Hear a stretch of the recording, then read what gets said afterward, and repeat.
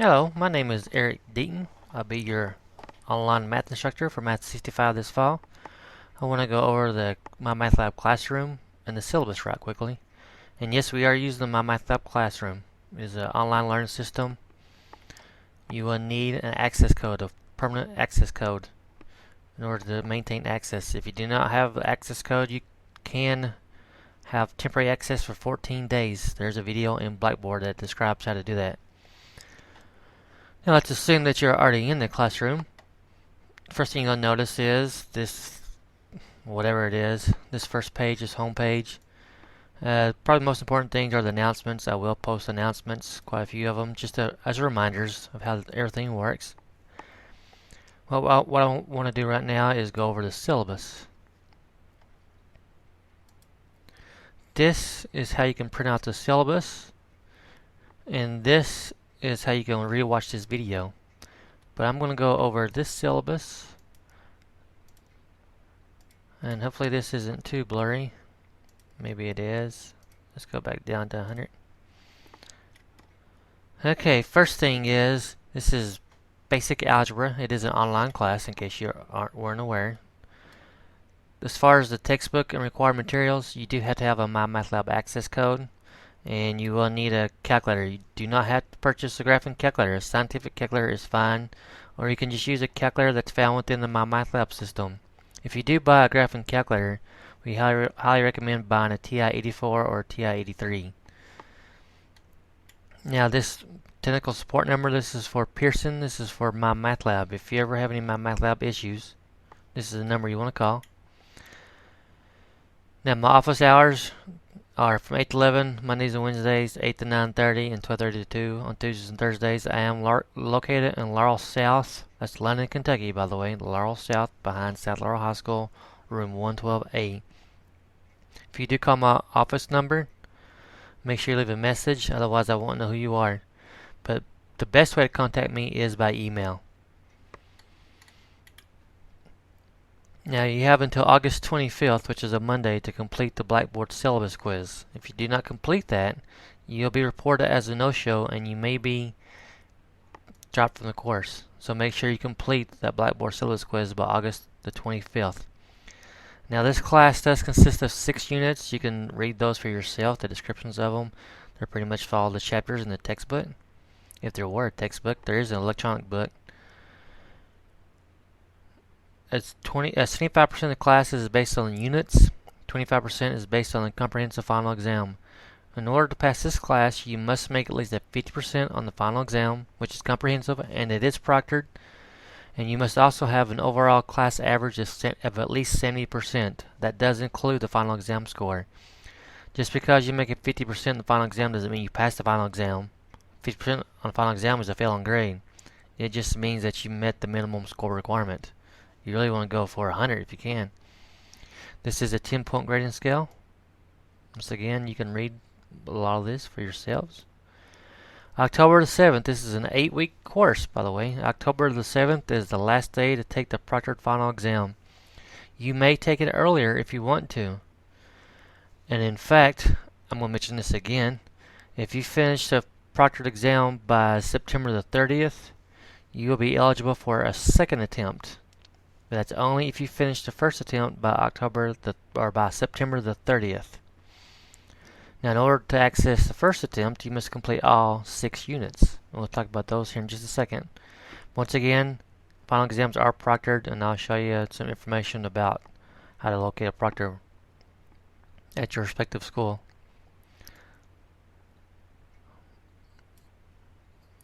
Please note that you have until midterm to withdraw, and you can withdraw after midterm until October the 6th with my permission. Just send me an email, and most colleges, if not all, will accept permission from me via email.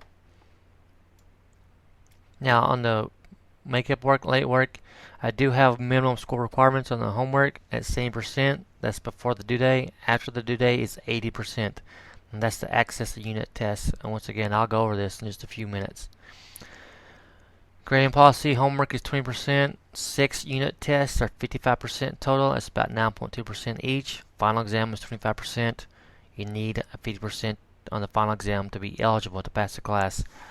I cannot stress to you enough how important it is that you do finish the first attempt by September the 30th so you can get that second attempt. It's very, very important. I'm going to go over the course procedures in just a few minutes. But a couple things I want to note. There are some bonus questions or bonus points. One bonus point, and the easiest way to earn a bonus point, is to complete a unit before its due date. If you complete the unit exit test before its due date, you'll get 5% added to that unit exit test. And once again, if you do miss a unit deadline, you're not locked out. You're never locked out. It's just that instead of 70% being required on the homework assignments, you'll be required to make an 80 on the homework assignments to access the unit test. And in fact, let's say that you make like an 82 on Unit 1 unit test or Unit 1 exit test, and you're not satisfied with it, and you find out, it's already past the deadline. You're not locked out. If you've already made 80% on your homework assignments, you're never locked out of a unit test. And if you haven't, you can always go back and improve your homework scores, your homework assignment grades. And I'll show you how to do that in just a few minutes. Once again, final exam, last day is October the 7th, but September the 30th is a big, big date that you want to take note of. That's for when you want to, if you finish all 6 units and the final exam on or before September the 30th, you will get a second attempt, and I will keep the highest grade. Please, I'm begging you, please take advantage of that. And once again, you'll see it all over the place. On the final exam, you can bring in your calculator. There's also a formula sheet that's already been created by me. It's found in Blackboard and also in Mymathlab. Your proctor should provide you one, but some proctors aren't allowed to, so you will need to take a copy with you. A clean copy, no extra markings at all on it. Now, it is highly recommended that you make arrangements with your local college to take the final exam. You need to make arrangements 2 weeks early because some colleges require 2 weeks notice. So be making arrangements as soon as possible. Now these are the deadlines for each unit, and I will show you those are also in Mymathlab.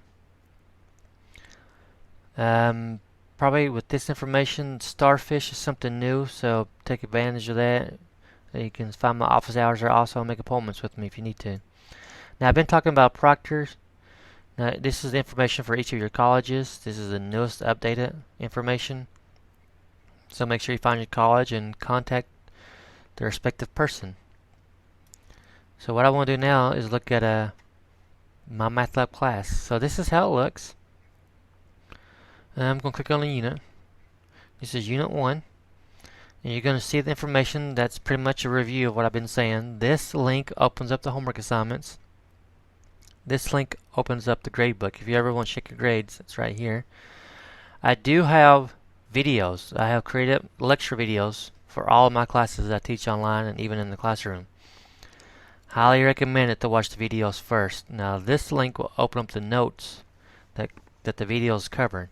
So you may want to print these off and have them handy as you watch the videos. Their videos are not required, but I cannot stress how important they are. You'll find out this class becomes a whole lot easier if you watch the videos, and so does the final exam. And I've also got some bonus questions. Each unit has its own bonus question, and it's also worth 5% on the exit test for each unit. And each bonus question has a due date for each unit. It corresponds with the due dates over here, and as you can tell on these units, I give the due dates. So everywhere as you look, you're going to see a reminder of when things are due. Now if you do a bonus question, you click this respond, and you'll still see the question, and you just type it in, your response in there, and then type in subject, wherever you want, call it bonus, and then hit post response, and that's all you do. Let's go back to Unit 1. Let's assume that I've clicked on this link, and this is what's going to appear. Well, maybe not. This is what will appear. In fact, just go ahead and click on it just so you can see how it will look. That's how it's going to look. And these right here, when you see the SEC videos, these are the videos that I created. You can click on them, And you can watch the first one. These are YouTube videos. You can watch them anywhere you want. You see the hand. It does have audio. And these are the notes that I showed you previously where you can find those. So, highly recommend it. But not required. Now this homework 1, I'm going to click on it. And you'll see some questions. If I click on question number 1, hopefully it'll open up pretty quickly, so this video won't be near as long. I'm probably sure I've already had this open, but while we're waiting, I'll talk. Hey, how's it going? Okay, we're done waiting. Now, when you look at this, this is a typical question. Over here are some learning aids to help me solve this. When you click on it, it's going to walk through this problem with you step by step, and you'll be able to, respond. But the thing is, when you click on this, notice that it's the same problem, but when I hit close, it changes the numbers automatically. So just be aware.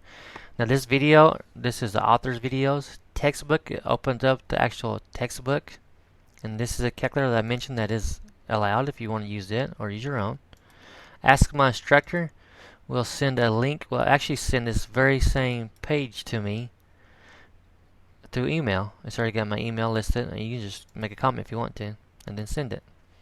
But I want to show you something. Let's say on this problem that I'm not for sure what the answer is, and so I'm just going to say it's R, and I check it.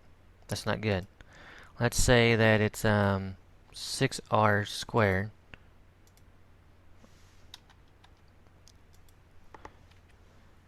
By the way, that's how you do the next one, in case you're wondering. Here's the fraction. I check my answer again. Let's try it again. I'm going to clear it out. Just show you. Here's how you type in a fraction. If you've never used Mymathlab before. Hey, here's how you type in the square root. And there's some more stuff over there if you ever need it. There's a pi symbol. So infinity symbol. So be aware. Absolute value bars. Let's say that's the answer. Final check. Ooh, that's not good. And it gives me the correct answer. And you'll notice I have a big red X. I get 0%. That's not good. But I don't have to be satisfied with that, because I can hit similar exercise. And when I do that, I can now get another attempt at the same problem. What is 8c plus 6c? Let's say that I happen to find the right answer.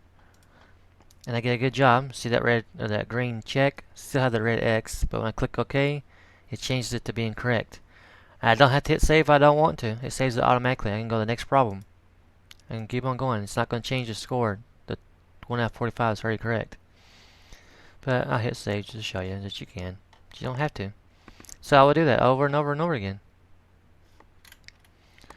Now, to get to the next homework assignment, homework 2, I must complete homework 1 with at least the same percent.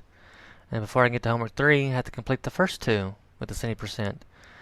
And in order to get to the exit test,